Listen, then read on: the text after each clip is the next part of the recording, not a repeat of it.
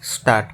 A public corporation is a legal entity established normally by Parliament and always under legal authority, usually in the form of special statute, charged with the duty of carrying out specified governmental functions in the national interest, those functions being confined to a comparatively restricted field, and subjected to control by the executive, while the corporation remains jurisdically an independent entity not directly responsible to Parliament. Stop.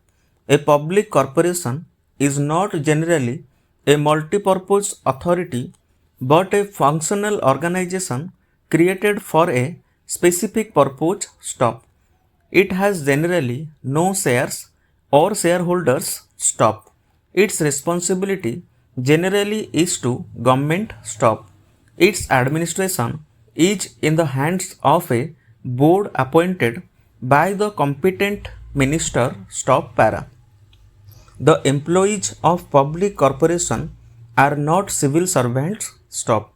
It is, in fact, likely that in due course a special type of training for specialized form of public service will be developed and the status of the personnel of public corporation may more and more closely approximate to that of civil service without forming part of it. Stop.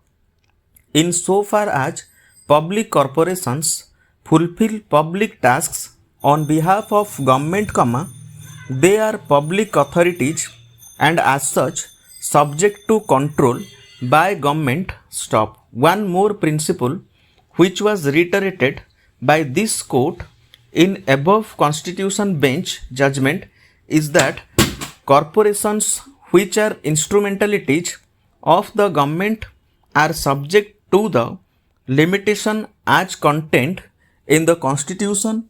Stop para. The corporation which were under consideration in the above case, namely, Life Insurance Corporation of India, Oil and Natural Gas Commission, Industrial Finance Corporation, were held to be constituted within the meaning of Article 12 of the Constitution. Stop. Two categories of corporations have been noticed, that is statutory corporations and non-statutory corporations. Stop. Whereas, the statutory corporations owe their existence from by or under statute, non-statutory bodies and corporations are not created by or under statute, rather are governed by a statute. Stop para. The appellant on the one hand submits that the authority has not been established by 1976 Act, rather it has been established under the 1976 Act, hence it is not covered by notification, whereas the respondent submits that authority has been established by the 1976 Act, hence, it fulfills the condition as enumerated under notification. Stop. Alternatively, it is submitted that words by and under have been interchangeably used in the IT Act, 1961, and there is no difference, even if, the authority is established. In subclause B, expression used is established by or under a central, state or provincial act. Stop. The section thus uses both the expressions by or under.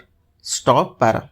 The expression established by or under an act have come for consideration before this court on several occasions. Stop. In this context, it shall be useful to refer to few judgments of this court. Stop.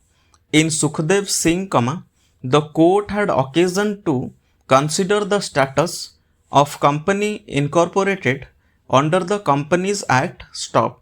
The court held that Company Incorporated is not a company created by the Companies Act stop.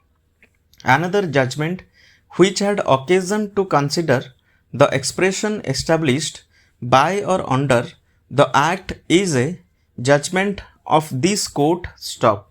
The court had occasion to examine the provision of section 2 within bracket k comma of the persons with disabilities comma equal opportunities comma protection of rights and full participation act comma 1995 comma specifically expression establishment means a corporation established by or under central comma provincial or state act stop. This court held that the phrase established by or under the act is a standard term used in several enactments to denote a statutory corporation established or brought into existence by or under the statute stop. On company, it was held that the company is not established under the Companies Act and an incorporated company does not owe its existence to the Companies Act stop.